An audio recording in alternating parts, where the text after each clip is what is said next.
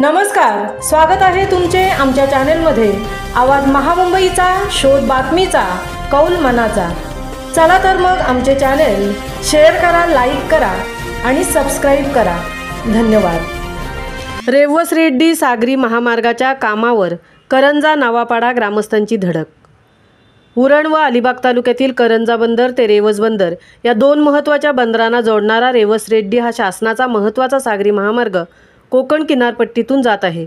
मात्र करंजा नवापाडा येथील बाधित ग्रामस्थांना विश्वासात घेऊन सदरच्या सागरी महामार्गाचे काम हे ठेका घेणारे अफकॉन इन्फ्रास्ट्रक्चर कंपनी करत नसल्याने त्याचा नाहक त्रास हा येथील कोळी बांधव व ग्रामस्थांना सहन करावा लागत आहे। त्यामुळे त्याचा जाब विचारण्यासाठी करंजा नवापाडा ग्रामस्थांनी शनिवार दिनांक 17 रोजी करंजा बंदरात सुरू असलेल्या रेवस रेड्डी या सागरी महामार्गाच्या कामावर धडक दिली। तसेच सदर सागरी महामार्गाच्या कामासाठी कोणकोणत्या विभागाकडून परवानगी देण्यात आली आहे याची सत्यप्रत मिळण्याची मागणी देण्यात आलेल्या निवेदन पत्रकात करण्यात आली। रायगड जिल्ह्यातील करंजा रेवस ते सिंधुदुर्ग जिल्ह्यातील रेड्डीपर्यंतच्या सागरी महामार्गाच्या कामाला शासनाने सुरुवात करण्याचा घाट घातला आहे। परंतु सदर सागरी महामार्ग हा ऐतिहासिक ठेवा असणाऱ्या द्रोणागिरी पर्वताजवळून जात असल्याने या सागरी महामार्गाच्या कामाला मौजे सांडजे प्रकल्पबाधित स्थानिक शेतकरी, करंजा ग्रामस्थ, जमीनधारक, सामाजिक कार्यकर्ते, कोंढरी ग्रामस्थ यांनी या अगोदरही विरोध दर्शवला आहे। त्यात करंजा नवापाडा येथील कोळी बांधव व ग्रामस्थ हे कुटुंबाच्या उदरनिर्वाहासाठी करंजा बंदरात मासेमारीचा व्यवसाय पिढ्यानपिढ्या करत आहेत।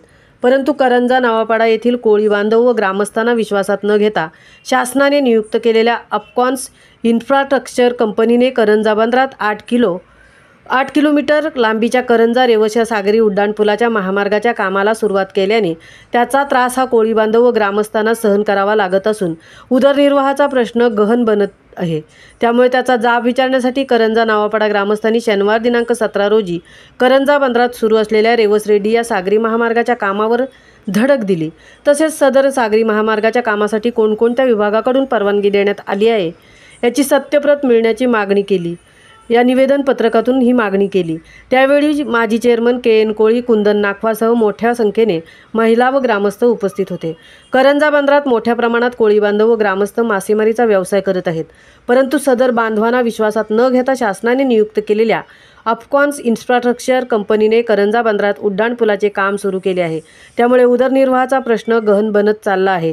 तरी आम्हाला विश्वासात घेऊन समुद्रात उभारण्यात येत असलेल्या उड्डाणपुलाचे काम करावे अशी आमची मागणी आहे।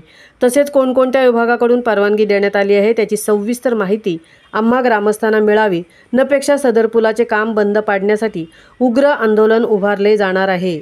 कुंदन नाखवा, आवाज महामुंबईचा चॅनेलसाठी अनंत नारंगीकरसह तृप्ती भोईर, उरण।